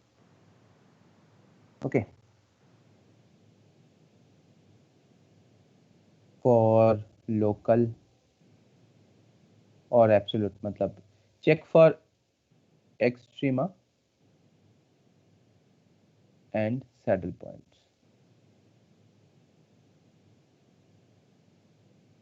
ये कैसे करोगे? अभी हमने जो सेकेंड डेरिवेटिव टेस्ट दिखाया वैसे करना है आपको। Examine this function for extrema and saddle point.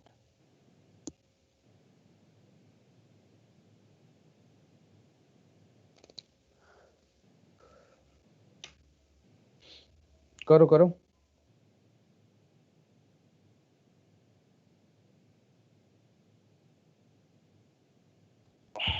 How many students are there?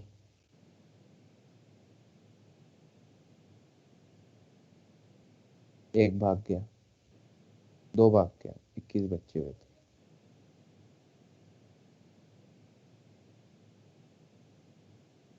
ये कैसे करना है?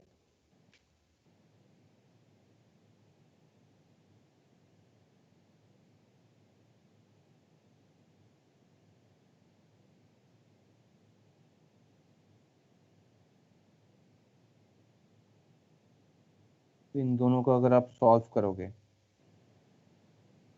How to solve this two, तो यहाँ से आपका y आ जाएगा 3x² x² 2, y को यहाँ पे पुट कर दो 6x माइनस x² 2 का whole square equal to 0। So this will be 12x minus sorry x minus x power 4 by 4 equal to 0। ठीक है, तो यहाँ से आया आपका x to the power 4 minus x to the power 4 minus 24x equal to 0। ठीक है, यहाँ से x कॉमन ले लेते हैं, एक्स क्यूब माइनस सर 3 को मिस कर दिया आपने। क्या 6x minus 3 x square by 2 का होल स्क्वायर होगा वो। 0 और 2 आ रहा है ना। 0 और 2, ठीक है ठीक है, ये तो कर लोगे आप लोग, 0 और 2। ठीक है, x की वैल्यू ये आ रहा है, पॉइंट्स क्या आ रहा है, x को अगर आप यहाँ पे पुट करते हो 0 पे, y भी 0 0 आएगा, और 2 0 कॉमा पे पॉइंट आ जाएगा, और 2 पुट करते हो तो 3 12 12 आ गया, 12 6 12 2 2 2 and 0 these are the critical points. Okay, तो अब क्या करना है हमें, next is what, fxx fyy fxy, ये कैलकुलेट करो, डी कैलकुलेट करो, ये सारे वैल्यूज, दो क्रिटिकल पॉइंट के वैल्यूज पुट करो और देखो according to the theorem. Okay okay, अब बताओ मुझे, डाउट्स बताओ। चलो बहुत हुआ ये वाला ये जो हमारा लास्ट पार्ट था, ये बाउंडेड सेट वाला, इसमें डाउट्स है तो बताओ, मैं फिर से इसको एक्सप्लेन करता हूँ that how we are doing it, the conversion of the surface along the boundary, that is really important। Sir table वाला बता दो सर, जो नीचे लास्ट में इसी के क्वेश्चन में लास्ट में टेबल का। टेबल का बता देता हूँ, है ना। टेबल में क्या है, हमें टेबल हमने कुछ नहीं किया, टेबल पे हमने इसीलिए किया just to see which value is maximum, which value is minimum। तो हमारा जो पहला 3 केसेस था, देखो 0 0 3 0 and 5 0, these are the 3 boundary points, ये हमने देख लिया, क्योंकि हमारे पास जो 2 पाथ था, that means the straight line along x axis and straight line along y axis, इन दो पाथ में हमने यहाँ पे ux निकाला और यहाँ पे हमने vy निकाला। तो they are basically equation of lines. ये जो हमारा सरफेस है along दिस डोमेन, ये स्ट्रेट लाइन और ये स्ट्रेट लाइन, ये तो डोमेन का एक पार्ट है।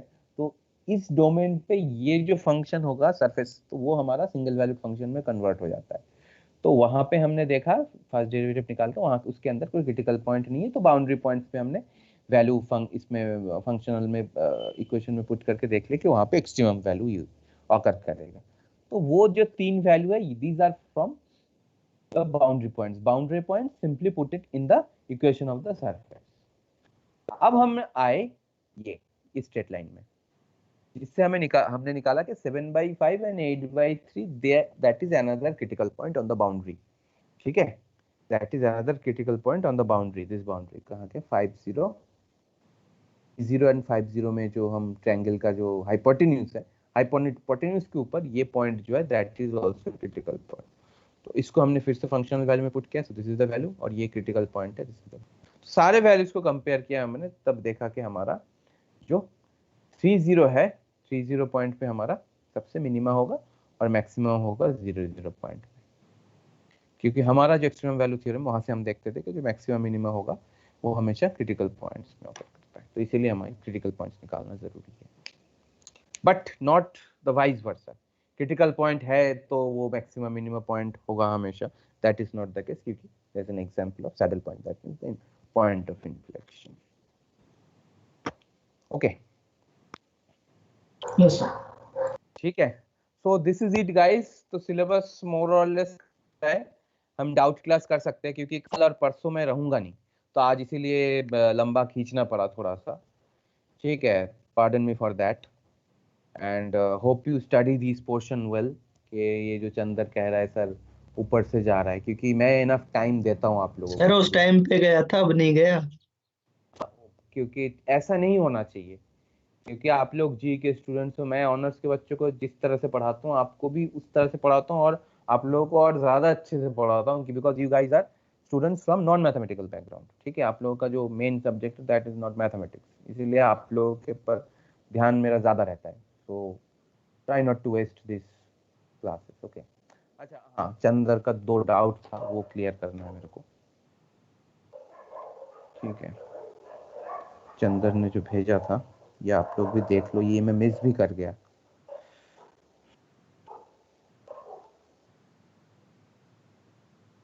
ठीक है, दैट इज दिस, यहाँ पे है, ये है 13.3।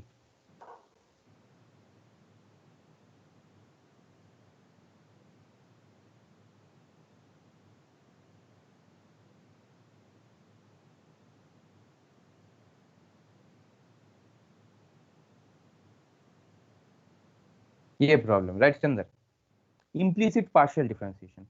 ठीक है,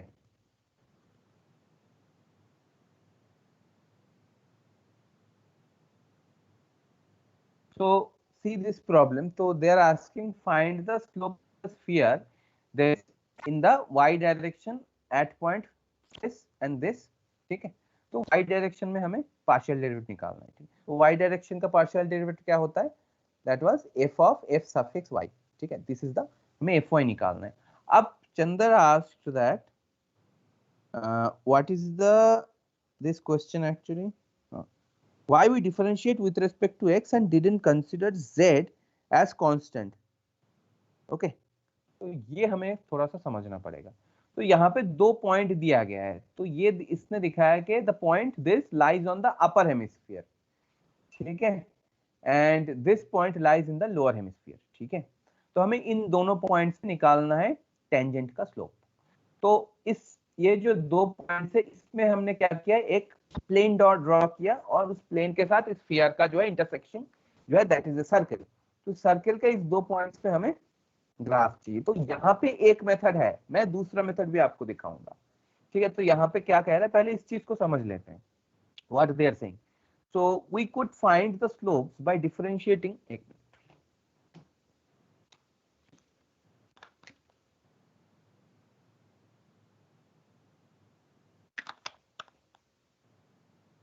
we could find the slopes by differentiating each expression for z separately with respect to y and then evaluating the derivatives at x and y, x naught and y naught। ठीक है, तो however it is more efficient to differentiate the given equation implicitly with respect to y। तो यहाँ पे हम क्या कर सकते हैं, as the points lies in different hemisphere, so what we can do, पहले हम इसको z y निकालेंगे और ये पॉइंट पुट करके स्लोप निकाल देंगे, और इस पॉइंट के केस में ZY निकालेंगे और फिर इस पॉइंट को पुट करके स्लोप निकाल देंगे। ठीक है, एक मेथड तो ये हो जाएगा एक्सप्लिसिट तरीके से करोगे तो। ठीक है, अंडरस्टूड। इसको आपको सिर्फ डिफरेंशिएट करना है विथ रेस्पेक्ट टू y, बाकी आप x को कांस्टेंट मानोगे। तो इसको जब करोगे, because this is the equation of the upper hemisphere, तो ये पॉइंट पुट करना है और इसको जब करोगे आपको ये पॉइंट पुट करना है। ये तो एक मेथड है। तो वो उसके लिए क्या जरूरी है, उसके लिए जरूरी है कि हमें ध्यान रखना कि ये पॉइंट कहाँ पे लाई करेगा स्फीयर का, ये पॉइंट कहाँ पे लाई करेगा। तो accordingly we need to take the equation of the sphere. ठीक है, but if you don't want to go into that means you can do what, the implicit differentiation with respect to y। ठीक है, so this is an implicit form of this function, the sphere। So what they are saying, since this will give us both slopes with one differentiation, to perform the implicit differentiation we view z as a function of x and y and differentiate both sides with respect to y, taking x to be constant or fixed। ठीक है, तो यहां से हमने क्या किया, y के respect में हमने डिफरेंशिएट किया, और यहाँ पे हमने z को क्या है, z क्या है हमारा, z is a function of f of x y. z जो है एक function f of x y का फंक्शन है। ठीक है, तो यहाँ पे देखो ये लाइन इंपॉर्टेंट है, we view z as a function of x and y। ठीक है, तो यहाँ पे चंदर तेरा जो क्वेश्चन है वो छुपा हुआ है। ठीक है, तो z हम कांस्टेंट नहीं मान सकते क्योंकि z को हमने x और y दोनों का फंक्शन, तो x और y का अगर दोनों का फंक्शन है, z को आप कांस्टेंट मान के जीरो नहीं कर सकते क्योंकि हम डिफरेंशिएट कर रहे हैं विद रिस्पेक्ट टू y। तो हमें ये क्वांटिटी जो है, ये क्वांटिटी हमें लिखना पड़ेगा। अंडरस्टूड। तो हमारा डेल z डेल y जो आएगा माइनस y बाई z। तो यहाँ पे आप 2 पॉइंट पुट करोगे तो 2 अलग अलग वैल्यू आएगा स्लोप। ठीक है, तो एक में माइनस अप, एक में प्लस। अब बता कोई टेंशन है कि नहीं इसमें? ओके सर, ठीक है। ठीक है, ये एक डाउट क्लियर हो गया। और तूने इसी हम्म। का एक्सरसाइज से इसी कंसेप्ट के ऊपर तूने सवाल पूछे थे। हाँ, 65 to 68 है, उनमें से कोई सा भी एक। अब तू ही बता उसमें से कर पाएगा अभी? तो समझ में आ गया तेरे को? Yes sir. ये तीन प्रॉब्लम है। तो इसमें क्या करना है, W को क्या लेना है, W को आपको एज्यूम करना है this is a function of x y z, x y z. ठीक है, W को आपको as a function of x y z assume करना है। ठीक है, that means what, in each and every, इसको अगर मैं x के रेस्पेक्ट में करूंगा तो इसमें कौन सी क्वांटिटी आएगी, 2W के बाद डेल W डेल x। ठीक है, इसको अगर मैं y के रेस्पेक्ट में करूंगा 2W के बाद डेल W डेल y। इसको अगर मैं z के रेस्पेक्ट में करूंगा 2W के बाद del W del z। That's it. और ये वाला पार्ट तो जीरो होगा ही। Similarly the rest. Do you get my point? Sir ये तो निकाल लिए थे मैंने, पर फिर भी आंसर नहीं आया। ये तो फिर कैलकुलेशन में तू वो कर रहा है। चल मैं कोशिश करता हूँ, एक बार देख लें क्या है। X square plus y square plus z square whole power 3/2 equal to 4। Plus में डब्लू टर्म भी थी शायद अच्छा, कुछ। डब्ल्यू में मिस कर गया। तो अब हम डेल डब्ल्यू डेल एक्स निकालेंगे। एक ही निकालूंगा मैं, ज्यादा मेहनत मत करा, बहुत वही टेंशन पूछा था सर मैंने, अप्रोच पूछी थी, सॉल्यूशन तो मैं कर लूंगा।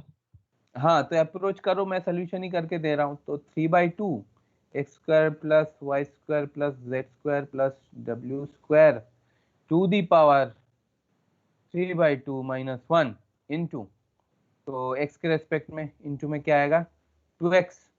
ठीक है, तो बाकी क्या आ जाएगा, 0 आ जाएगा, राइट। इंटू क्या होगा 2x plus 2W del W del x। अब ये वाला पार्ट को आप क्या लिखोगे, इसको आप डायरेक्ट 4 लिख दोगे। ठीक है, इसको आप फिर से इसको सब्स्टिट्यूट कर दोगे। ठीक है, तो यहां से ओके सर। इक्वल टू 0, तो यहां से आप सॉल्व करके डेल W डेल x निकाल देना। ठीक है, गॉट इट? समझ में आया ये? आंसर नहीं मैच कर रहा सर। चल मैं ये करके फिर देखता हूँ, फिर I tell you. Okay sir. ठीक है, चलो अच्छा देखो, फिर नेक्स्ट क्लास आप लोग पढ़ो अच्छे से। डाउट्स वगैरह होगा तो मुझे बताना। I will not be in Delhi 4 and 5। Okay, 4th and 5th को मैं रहूंगा नहीं, और मैं क्लास भी नहीं ले सकता जहाँ पे भी मैं रहूंगा। तो I will be back on 6th। Now if you want any classes doubts, ये जरूरी नहीं है कि सबका हो। मैं रिकॉर्डिंग बंद कर,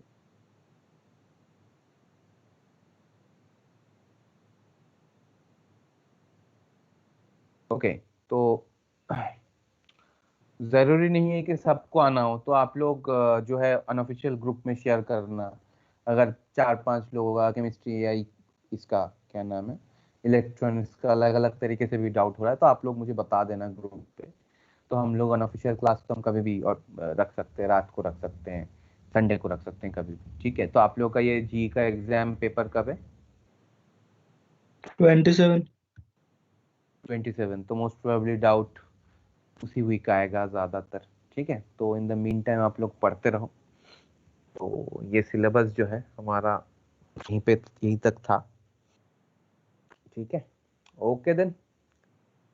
तो sir next next class, same में आप पढ़ेंगे हमें, और टीचर होगा कोई? यार ये तो कोई नहीं जानता, ये तो किसी को भी नहीं पता नेक्स्ट सेम का क्या रूटीन होगा क्या नहीं होगा। मोस्ट प्रोबेबली मैं 2 साल हो गया है मेरे को, तो मुझे हर बार ही जी मिलता है, जी कुछ ना कुछ मिलता है। इस बार डेटा साइंस इलेक्ट्रॉनिक्स डिपार्टमेंट का डेटा साइंस की वजह से थोड़ा सा स्टूडेंट कम हो गया हमारा। ठीक है, वरना जी का जितना लोड रहता है, मैंने जी 1 2 3 4 सारा ही मैंने पढ़ाया है। अब तुम लोगों को सेक्शन मिलेगा कि नहीं मिलेगा ये नहीं पता मेरे को, हो सकता है दूसरा सेक्शन मिल जाए मेरे को, ये भी हो सकता है। बट जी तो मिलता ही मिलता है मेरे को हर बारी, क्योंकि मैं मतलब 4 सेमेस्टर हो गया, चारों सेमेस्टर में मैंने जी पढ़ाया है। ठीक है, अब डिपेंड करता है कि आप लोग कौन से सेक्शन में आओगे। ठीक है, चलो okay sir, sir, okay. Thank you Thank you. Sir.